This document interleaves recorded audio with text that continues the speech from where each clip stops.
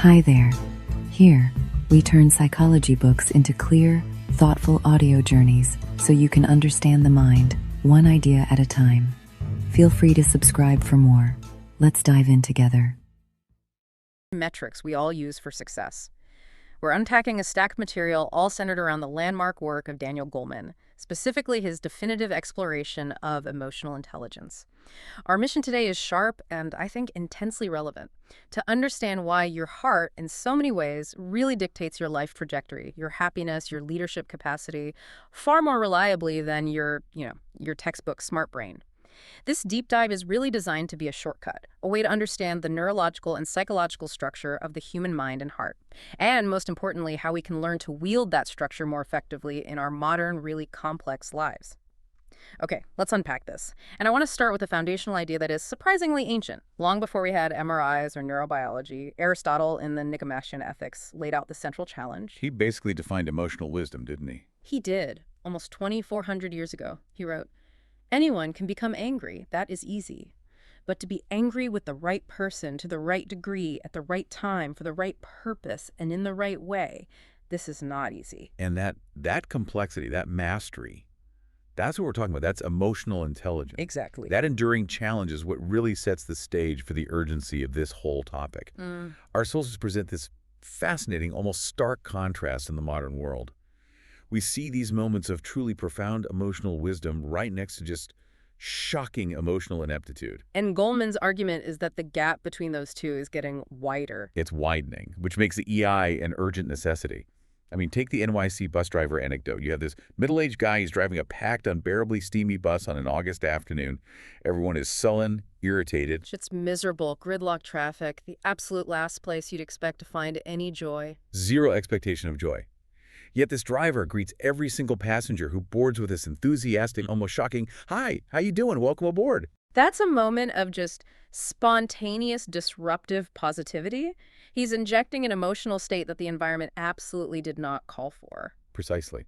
And at first, a very few passengers returned his greeting. They were too deep in their own discomfort. Sure, they're kind of wrapped in that sullen shell. But the driver didn't stop.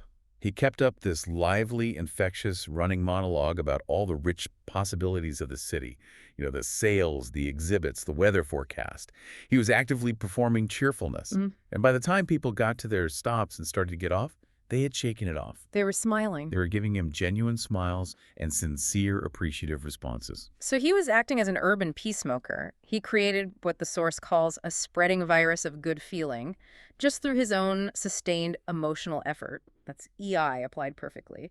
Managing his own internal state, and then influencing the external emotional climate of the group.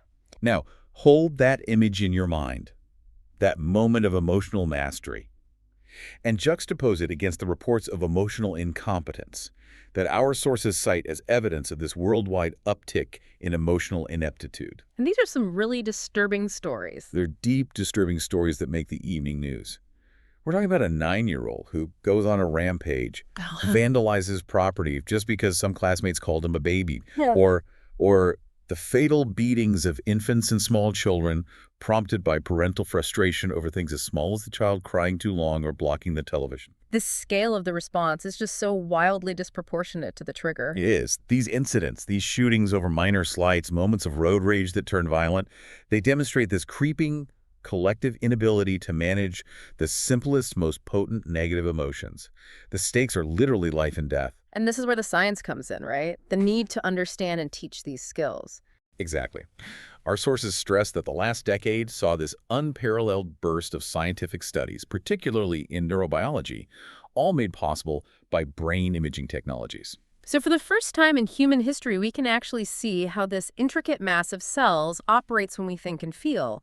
We can make the workings of emotion and, critically, its failings visible. Yes. And this whole scientific movement challenges that narrow, fixed view of intelligence, that old idea that IQ determines our destiny, and it opens up this vast space for intervention. If we can see how emotion functions, we can identify the specific, critical skills we can change to help ourselves and our children navigate the emotional terrain of life so much better. And this fundamentally is the why behind our deep dive. That sets us up perfectly for part one, diving into the brain itself. We have to start with the foundational biological question. Why do we even have these powerful, messy things called emotions? Why didn't evolution just give us pure, calculating intellect? The answer is really all about survival. Intellect is slow. The world is fast. Emotions are, in essence, our built-in readiness to act. They point us in a direction that has historically worked well for handling the recurring challenges of human life over millions of years. The Chauncey family tragedy. It just drives this point home with such powerful clarity. You have Gary and Mary Jane Chauncey, devoted parents to their disabled daughter, Andrea. And they're trapped on an Amtrak train that's crashed and is sinking rapidly into a river. The water is rushing in, yet their final, heroic, and just completely selfless act was to push Andrea through a window to the rescuers outside, making sure she survived. And then they perished. The car sank beneath the water with them inside. Intellectually, if you look at it from a standpoint of rational self-interest, self-sacrifice in a moment of mortal danger it's completely irrational. It overrides that core biological impulse for your own personal survival. But if you view it from the emotional mind, from the depths of the heart, it was the only choice to make. Sociobiologists explain that emotions are our essential guides. They're the mechanism that evolved to face predicaments and tasks that are just too important and require too fast a response to leave to intellect alone. So things like responding instantly to danger, forming strong bonds, persisting toward a goal even when you're frustrated. All of it. Our emotions mobilize us physically and mentally for that immediate challenge. So our designation as Homo sapiens, the thinking species, might actually be a bit of a misnomer, because when passion overwhelms reason, we often confront modern dilemmas, a social conflict, a tense negotiation, with an emotional repertoire that's literally tailored for the Pleistocene. That's precisely the conflict. Mm. And to understand it, we need to get into the two minds concept, which is deeply rooted in our neural architecture. We have the rational mind, which is our conscious awareness, capable of logic and reflection. It's thorough, but it's relatively slow. And then there's the other one. Then we have the emotional mind. And it's impulsive, it's powerful, sometimes it's illogical, but it is lightning fast. The sources trace the brain's growth from the bottom up, just like in evolution. First, the brainstem, handling primitive life functions. Breathing, metabolism, that sort of thing. Right. And out of that came the limbic system, the emotional centers, which refine tools like learning and memory. And crucially, the limbic system, where all our strong passions live, existed long before the neocortex. That's the great bulb of convoluted tissue at the top that handles complex thought and planning. So the thinking brain literally grew out of the emotional brain. That explains why emotion is always intertwined with thought, even when we try so desperately to separate them. It does. And the emotions themselves are complex. They're instant plans for handling life, rooted in the Latin motere, which means to move. They don't just feel a certain way. They prepare the body for action. And these preparations happen instantly, before the rational mind even has a chance to catch up. Okay, so let's get into the details. What is the body actually doing when it gets one of these emotional signals? Well, let's start with anger. It's an incredibly powerful mobilization. Blood flows instantly to the hands, making it easier to strike or grasp a weapon, or just to clench a fist. Your heart rate increases dramatically, and this massive rush of adrenaline generates an energy pulse strong enough for really vigorous, sometimes reckless action. You are physically primed for a fight. And what about fear? With fear, the mechanism shifts completely. Blood is shunted rapidly to the large skeletal muscles, especially in the legs, preparing you for fight or, more likely, flight. So that's why your face gets pale. Exactly.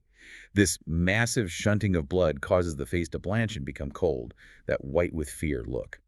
The body freezes for just a moment to give the system time to gauge the threat, and a torrent of hormones puts the entire system on general alert, optimizing your reflexes and sensory perception. That physiological shift explains why it's so hard to think straight in a moment of true panic.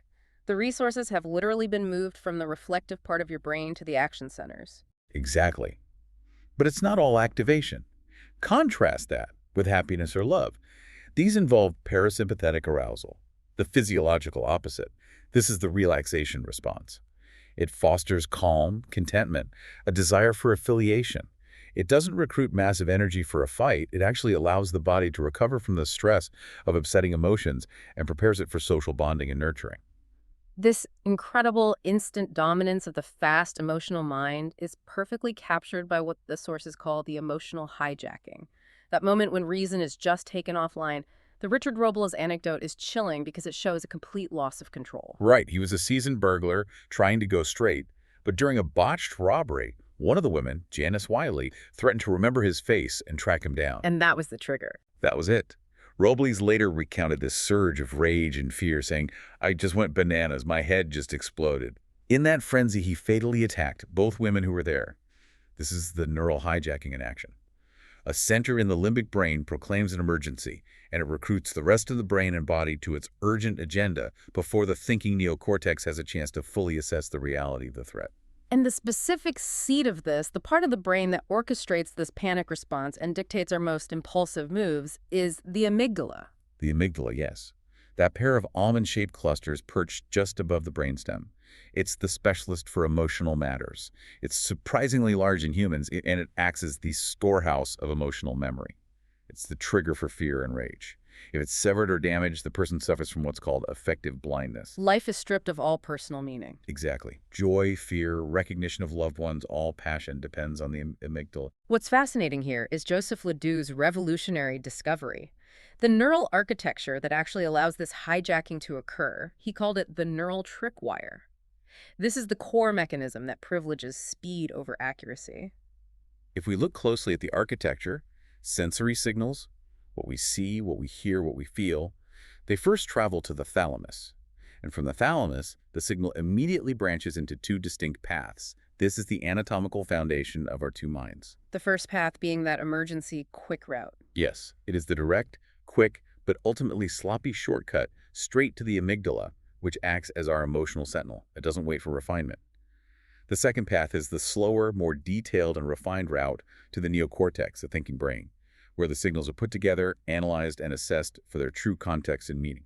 So the amygdala can get a rough signal and sound an alarm, triggering that fight or flight response before the thinking brain fully understands what is happening. It's like a fire alarm with a hair trigger. That speed difference is absolutely critical.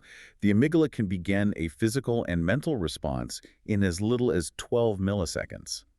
The route through the neocortex, which involves multiple synapses and complex analysis, takes roughly twice as long. 12 milliseconds. That's an incredible head start. It is. That head start means we are fundamentally built to feel before we think. And this is critical for survival if you're facing a lion or a sudden fall, where every millisecond matters. But because the amygdala only gets these rough signals on the express route, it can jump to conclusions based on memory or association.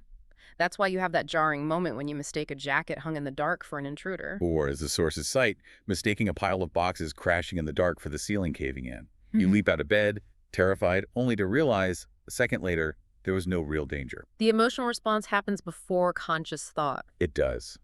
The neocortex eventually realizes, oh, it's just boxes. And the rational mind can then send a signal to the amygdala to calm down. But that physical reaction, the pounding heart, the adrenaline, it's already been launched. So the key takeaway here, which dictates so much of our social behavior, is that the emotional brain's imprecision means we often react to social conflicts and modern dilemmas with an emotional toolkit that was literally tailored for the urgencies of the Pleistocene. The system errs on the side of safety, but at the cost of being frequently, socially, and sometimes fatally wrong. That incredible propensity for error in our ancient wiring brings us perfectly to part 2. We're moving from the biological mechanism to the real-world outcomes. If our core mechanism is prone to error and impulsive reactions, how does that affect our modern measures of success, like IQ? Well, this is where we have to challenge that deeply ingrained cultural assumption that intellectual capacity dictates success. Right. IQ, despite its popular mystique, is often a poor, even misleading predictor of life success, status, or happiness. The data is specific and startling. At best, IQ contributes only about 20% to the factors that determine life success. Only 20%. That's a shocking figure for an index that society holds up as the definitive measure of human potential. It means that 4/5, a massive 80% of what determines a successful life, lies outside the intellectual realm, measured by standardized tests. And we see this illustrated constantly in real-life crises. The Jason H. anecdote is the classic example. The straight-A student obsessed with getting into Harvard. Who stabbed his physics teacher over a B grade. He had perfect academic intelligence, but he lacked the fundamental emotional resources to handle a small setback or manage his rage. High academic intelligence, the source says, offers virtually no preparation for the turmoil or opportunity life's vicissitudes bring. You can have a perfect GPA and still be emotionally rudderless. It's the difference between knowing the theory of navigation and being able to actually handle a storm at sea. Exactly. And there was this follow-up study of 450 boys from a blighted slum in Massachusetts, many with very low measured IQs. And while IQ did generally correlate with socioeconomic level later in life, It wasn't the whole story. not even close. Childhood abilities like being able to handle frustrations, control their own emotions, and crucially, just being able to get on with other people. Those factors made the greater difference in their success, their adaptability, and their survival. So this realization that intelligence is broader than just linguistic or mathematical skill led to these broader intelligence theories that started to map out that critical 80%. It did. Howard Gardner's work was pivotal here. He pushed past the narrow focus of the IQ test, and Gardner recognized this much wider spectrum of human abilities, which, if we connect this to the bigger picture, it allows us to move past that classic dichotomy in psychology. The dry, rational Mr. Spock versus the fully feeling human being. Exactly. Gardner highlighted the two phases of what he calls the personal intelligences, which really form the foundation of EI. First, interpersonal intelligence, which is the ability to understand other people, their moods, their motivations, how to work cooperatively with them. That's the skill the NYC bus driver demonstrated. And the second phase, the inner one. That is intrapersonal intelligence, which is self-knowledge. This is having an accurate model of yourself, understanding your own inner feelings, and being able to use those feelings to guide your behavior effectively in life. This broader view recognizes that rationality is always guided by feeling and often swamped by it unless we actively cultivate these specific personal skills. And this leads us to the actionable structure of EI, mapped out by Peter Salby, who detailed these personal intelligences into 5 core domains. This is the blueprint for that 80% factor. Let's walk through them, starting with the foundation. Okay. First is self-awareness, knowing. This is the absolute keystone. It's recognizing a feeling as it happens. It's that moment-to-moment monitoring of your inner states, being able to label and understand what you're experiencing. Without this, nothing else really works. Second is self-regulation, managing, the capacity to handle those feelings appropriately. It's about soothing yourself, overcoming distress, shaking off rampant anxiety or gloom, and finding appropriate channels for strong emotions. It's the brake system of the emotional car, really. Third is self-motivation, marshalling. Using emotions in the service of a goal. This is critical for achievement. It includes self-control, the ability to delay gratification, and the capacity to achieve that highly desirable state of flow, which we'll get into later. This is turning feeling into fuel. And the final two domains, they bridge the gap between your inner life and the world around you. Fourth is empathy. Recognizing others. This ability builds directly on self-awareness. It is the fundamental people skill, the capacity to read subtle social signals and intuit what others need or want. And fifth, finally, is social skills, handling relationships. This is the practical application of everything else. It's the art of relationships, which is largely skill in managing emotions in others. These abilities undergird popularity, leadership, persuasiveness, all of it. When you look at those 5 domains, you realize why IQ is such a poor predictor. IQ measures raw processing speed and linguistic skill, while these domains define how well you actually use your intellect and how you navigate the complexities of life, which is where most of our challenges really are. To emphasize this profound difference, our sources reference Jack Block's research, comparing the 2 pure types by setting aside those who have, mixed ability. Right. So on one side, we have the high IQ man. He is intellectually skilled, ambitious, productive, predictable in his thinking. But he often comes across as condescending, inhibited, unexpressive, and emotionally cold or bland. So he's adept in the realm of mind, but really inept in the personal world. He struggles with nuance and intimate connection. The research is basically saying the guy with the perfect GPA might actually be terrible at office birthday parties and leading a team through a crisis. By stark contrast, the high EI man or woman is socially poised, outgoing, cheerful, rarely anxious or guilt-ridden. They take responsibility, have an ethical outlook, and are sympathetic and caring in their relationships. Their emotional life is rich and appropriate. They're comfortable in the social universe. And the conclusion is powerful. Emotional intelligence adds far more of the qualities that make us more fully human. It doesn't replace IQ, but it determines how well we can use whatever intellectual potential the genetic lottery may have given us. EI is the master aptitude. Let's move to part 3 and deep dive into mastering the inner life, starting with that critical first domain, self-awareness. This is what separates being caught in a rage from realizing, oh, I am witnessing my own rage. Self-awareness is defined as the capacity to monitor your internal states. It's an ongoing self-reflexive attention to one's inner life, often called the observing ego. And that subtle shift from being the feeling to observing the feeling is the first step towards self-control. The Zen master in the samurai anecdote captures this perfectly. It really does. The samurai is provoked by the master's scorn, flies into a blinding rage, pulls his sword, and yells, "I could kill you for that insult." The master calmly says, "That is hell." And the samurai is just startled by that response. He pauses. And he suddenly sees the truth about the consuming fury that had him in its grip. He calms down, sheathes his sword, and bows in profound thanks for the insight. The master then replies, "And that is heaven." That moment of recognition, that rage itself is hell, that breaks the cycle, that is self-awareness applied. And on the opposite end of that spectrum, we see the profound deficit in self-awareness, alexithymia, which literally means lack of words for emotion. So these are individuals who are just incapable of discriminating among emotions or even telling the difference between an emotion and a purely physical bodily sensation. Exactly. They might feel awful, they'll report palpitations, headaches, or dizziness, but they can't specify which kind of awful they feel. They're emotionally colorless and prone to mistaking emotional distress for physical illness, a phenomenon we call somaticizing. And the sources emphasize that they don't really have an inner emotional life to talk about, which must make relationships incredibly difficult. It does, because they're emotionally tone deaf to others as well.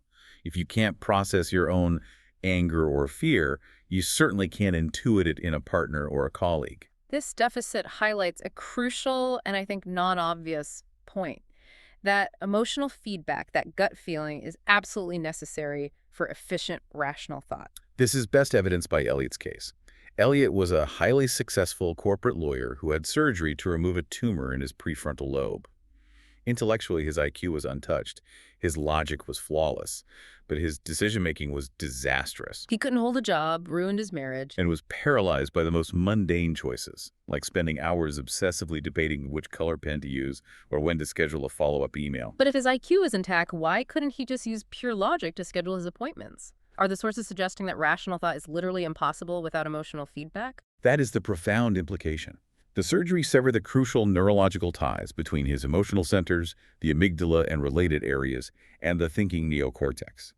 His thinking became purely rational, logical, like a computer, but he had lost access to his emotional learning. He couldn't assign value to options. Exactly. Attraction or aversion, it was gone. Every choice was a gray neutrality, forcing him to analyze every single possibility as if it were equally weighted. This solidifies the concept of somatic markers or gut feeling. Right. These are limbic-driven surges that are crucial alarms guiding major life decisions, your career, marriage, who to trust, where dry logic can never work. Without access to that felt sense, that limbic knowledge, even the most rational mind is paralyzed by endless, pointless deliberation. We need emotion to tell us what is important, otherwise we spend hours deciding on a pen. So if awareness is the foundation, the real challenge comes in managing the impulses we've just identified. Moving from awareness to action, we get to the core of self-regulation and motivation, and the ability to resist impulse is recognized as the root of emotional self-control. And this is where we find one of the most famous and predictive experiments in psychology, the Marshmallow test, conducted by Walter Mischel. This study, it began back in the 1960s with 4-year-olds, and it posed that simple existential challenge. Wait 15 to 20 minutes for 2 marshmallows, or you can eat one immediately. And the kids who succeeded in delaying gratification used these ingenious, sophisticated tactics, covering their eyes, singing, distracting themselves, even trying to go to sleep to avoid the temptation. They were actively regulating their focus. The long-term impact of that seemingly simple choice at age 4 is stunning. It's hard to believe a single moment of self-control could predict adult outcomes. It is, but the follow-up studies were definitive. When they were tracked down in adolescence, the children who delayed gratification were significantly more socially competent, personally effective, self-assertive, and far better at coping with stress. They embraced intellectual challenges and were less likely to become rattled or disorganized when they were under pressure. But the most astonishing data point was their academic performance. When they were evaluated upon finishing high school, those who had waited patiently at age 4 had dramatically higher SAT scores than those who grabbed the marshmallow immediately. What was the difference? A remarkable 210 points in total score. Wait, 210 points is a massive difference. Our sources are confirming that the capacity to delay gratification and emotional skill was found to be twice as powerful a predictor of later SAT scores than early IQ. Why is that? Well, it connects directly to cognitive load management. The ability to delay gratification is essentially the ability to manage distress and focus attention. These children weren't just being patient, they were practicing early executive functions, the mental tools needed to prioritize, sustain effort, and resist distractions. This impulse control is the mechanism that frees up mental energy, allowing them to use their innate intellect more effectively. It confirms that emotional self-control is truly the master aptitude. It determines how efficiently we can use all our other mental abilities. Okay, let's turn to the two main struggles in mood management that sabotage our efficiency: rage and anxiety. We have to analyze rage, which is described as the most seductive negative emotion. It's seductive because it's energized and it feels self-righteous. The inner monologue invents these convincing arguments for venting, often blaming others entirely.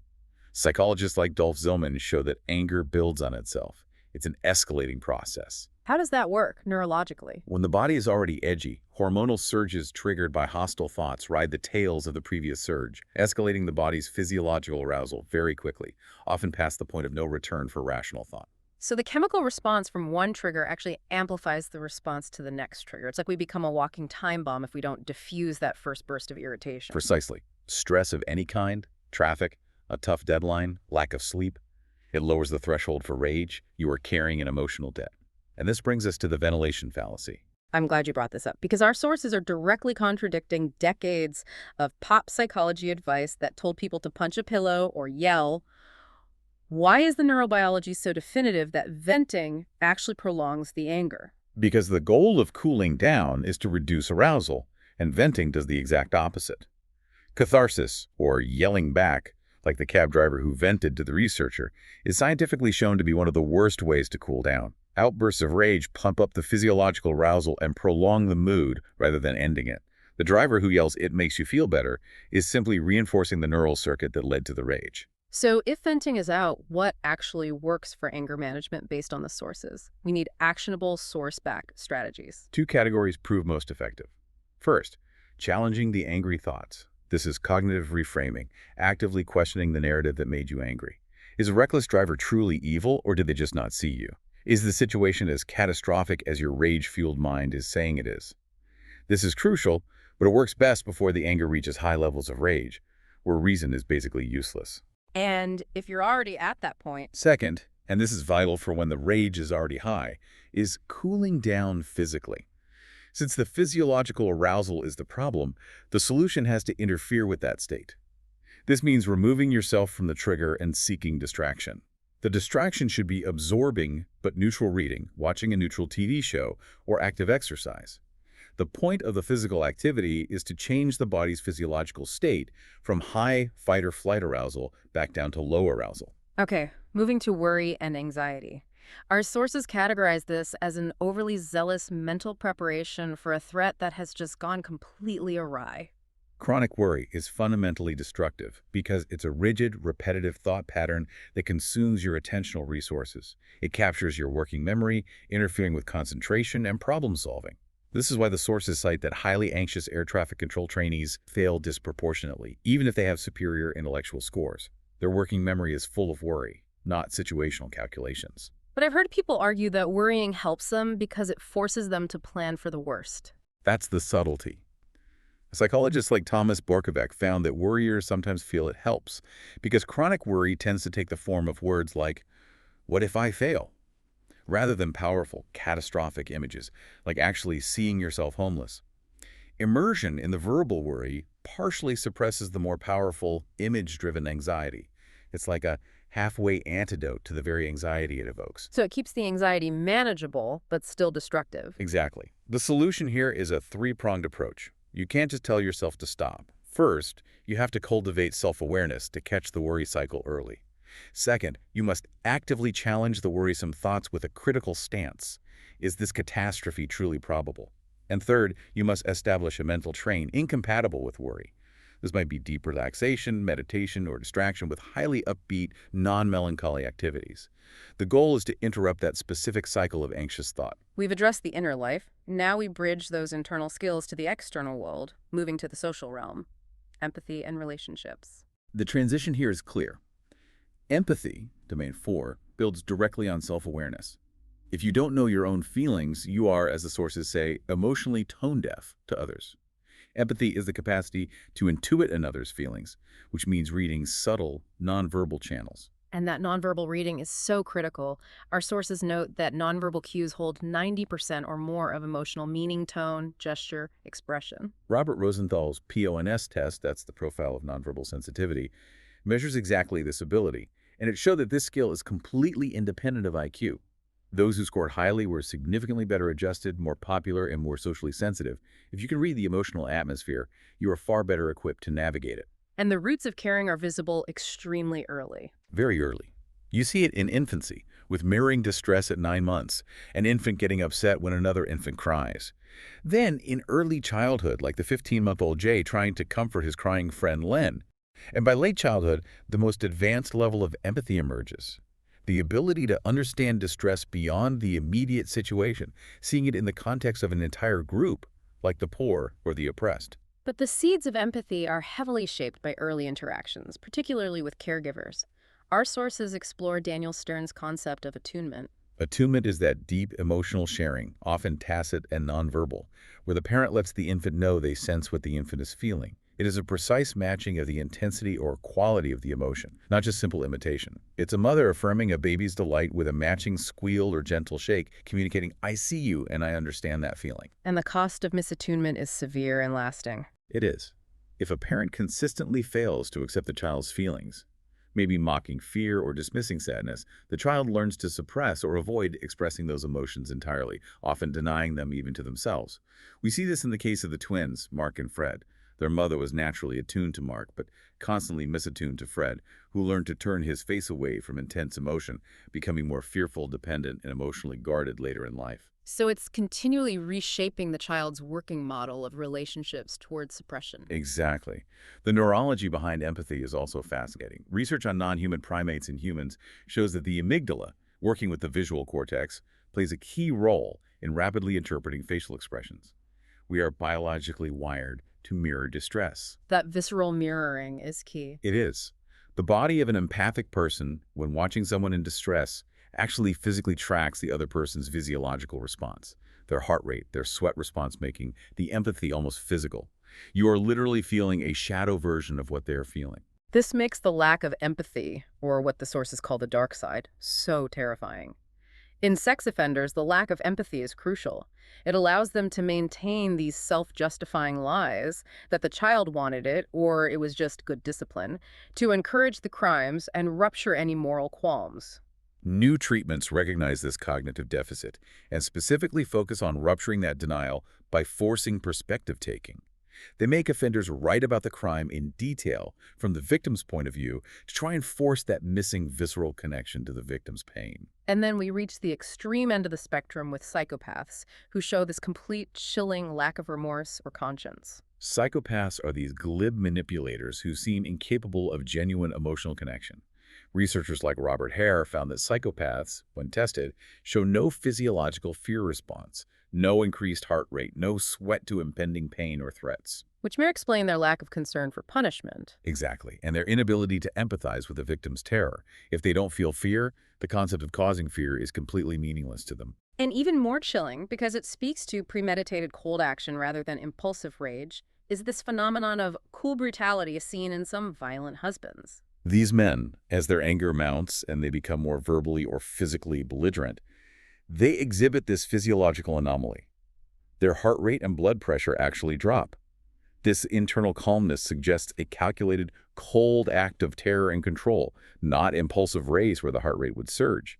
They are performing violence in a controlled, terrifying manner, which sets them apart as far more dangerous and lacking internal human restraint. Finally, we move to handling relationships, Domain 5, the core social arts. The ability to manage emotions in others is central here, and that starts with managing the displays of our own feelings. This requires social competence, including the ability to manage our own external displays of feeling using what Paul Ekman called display rules. These are the culturally agreed upon social consensuses about which feelings can be properly shown, when, and how intensely. And these differ radically by culture, which is why cross-cultural communication can be so tricky. For example, the sources cite the difference between Western and Japanese students who are filmed watching a horrific movie. Right. When they were alone, both groups displayed similar grimacing and distress. But when an authority figure was present, the Japanese students immediately started masking their distress, minimizing their emotional show with a neutral poker face, adhering to that cultural rule of avoiding strong negative displays in front of a superior. This is in contrast to, say, exaggerating a feeling, like showing exuberant grief at a funeral, or substituting one feeling for another, like smiling instead of saying no, in cultures where direct refusal is impolite. Mastery of these social arts, knowing when and how to manage the emotional displays you send out, is crucial for effectiveness in all your dealings with others.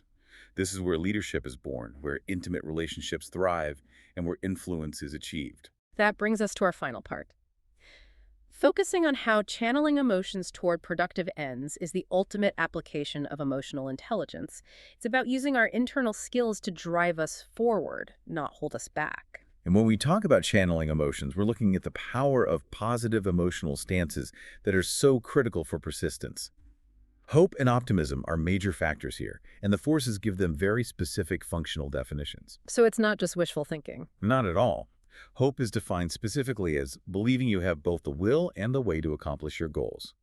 Optimism, on the other hand, is the cognitive style of attributing failure to changeable external factors. So I used the wrong approach, or the market was bad today. Right? Instead of internal permanent deficits like I am a permanent failure or I'm just not smart enough. That distinction, changeable versus permanent, is what allows people to rebound? It creates resilience. And the MetLife study provided a profound, real-world example of this in the competitive world of insurance sales. They found that optimistic new insurance salesmen sold 37% more insurance than pessimists in their first 2 years. This wasn't about raw intellectual talent or even industry knowledge. It was about the capacity to stand defeat. So the optimists, seeing rejection as a correctable external factor, just bounced back and kept calling. Exactly. It proves that emotional persistence is critical for success, often far more so than raw ability. And the ultimate expression of marshaling these emotions, this blend of focus, optimism, and self-control, is the state of flow, the pinnacle of effortless excellence, described by Mihaly. Flow is the state described by a composer who feels his hand is devoid of myself, watching in awe and wonderment as the music just flows out. Or the athlete who feels the game slowing down and their body moving perfectly without conscious direction.